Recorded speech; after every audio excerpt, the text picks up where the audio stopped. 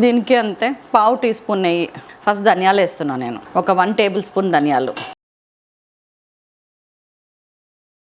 1 table spoon ధనియాలు, 1 tea spoon పచ్చిశనగపప్పు, 1/2 tea spoon మినపప్పు, ఒక 1/2 టీ స్పూన్ మెంతులు, ఇందాక పావు టీ స్పూన్ వేసాను, ఒక పావు టీ స్పూన్ ఆవాలు.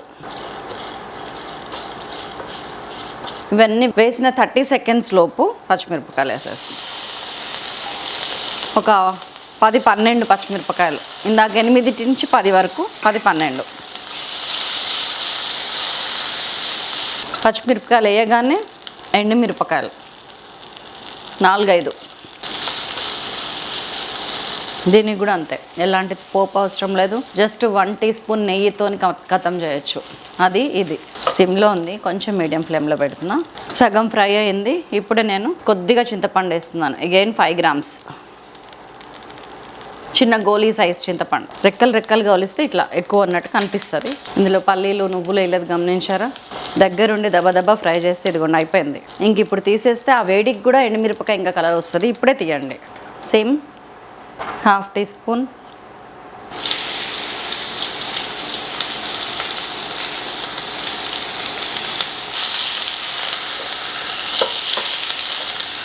ఈ సొరకాయలను కావాలంటే తరుక్కోవచ్చు మనం.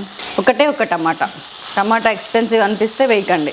సేమ్ ఇందాకట్లాగానే పసుపు వేస్తున్నాను అండ్ ఒక 1 టీ స్పూన్ ఉప్పు వేసేసుకుందాం. మీ మాట ఎందుకు కాదనాలి. ఇది 1/2 టీ స్పూన్. చక్కగా కలుపుతున్నాను. మూత పెట్టి ఒక 7-8 నిమిషాలు ఉడకనివ్వండి. మధ్యలో మీకు నీళ్ళు అయిపోయినట్టు అనిపిస్తే కొన్ని ఇందాకట్లాగా 50 ml వాటర్ యాడ్ చేయండి. 7-8 నిమిషాలు ఉడకాలి. దాదాపు 7-8 నిమిషాల నుంచి మగ్గుతుందండి. మధ్యలో ఒక 5 మినిట్స్ తర్వాత 50 ml వాటర్ యాడ్ చేశాను. ఇదిగోండి వాటర్ చుక్క లేకుండా అయిపోయింది. ఇదిగోండి వెల్లుల్లి 10-12 వేసేసాను. ఇట్లా మనం గ్రైండ్ చేసి వేసుకుంటే పావు చెక్క, ఇది మొత్తం 1/2 చెక్క, ఇందులో పావు వేస్తున్నా, పావు అంత వేస్తున్నా నేను. ఒకవేళ మీరు ఇది వేస్తే కనుక, స్పూన్ వేస్తే కనుక 2 టేబుల్ స్పూన్స్ అని కొలత తీసుకోండి. దీన్ని ఒక్కసారి అలా ఫ్రై చేద్దాం.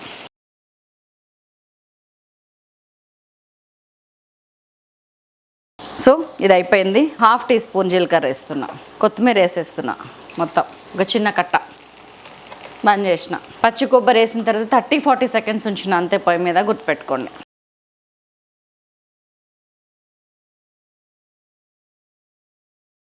ఇప్పుడు ఇందాకట్లాగానే సేమ్, ముందు దీన్ని గ్రైండ్ చేద్దాము, ఆ తర్వాత 2 కలిపి గ్రైండ్ చేద్దాం. 2-3 సార్లు తిప్పితే ఇదిగోండి ఈ కన్సిస్టెన్సీ. కచ్చపచ్చగా అంటే ఇది బరకగా ఉండాలి ఇట్లాగా. ఇందులో ఇంకా సగం ఉంది, దాన్ని అట్లాగే ఉంచి దీన్ని పైనంగా వేస్తున్నా.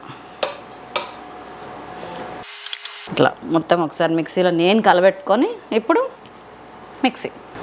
ఇంకా చూసారు ఎట్లాగా రోట్లో నూరినట్టు వస్తుందండి. ఇట్లాగా మరీ మెత్తగా పచ్చడి బాగోదు. మా ఇంట్లో అందరూ అంటారు, ఇంకా రోట్లో నూరుతావా సైలా అంటారు. కాదు, ఇలా నూరుతుంది సైలా. చూడండి, నేను చెప్పాను 10 మందికి ఈజీగా వస్తుందండి పచ్చడి అని.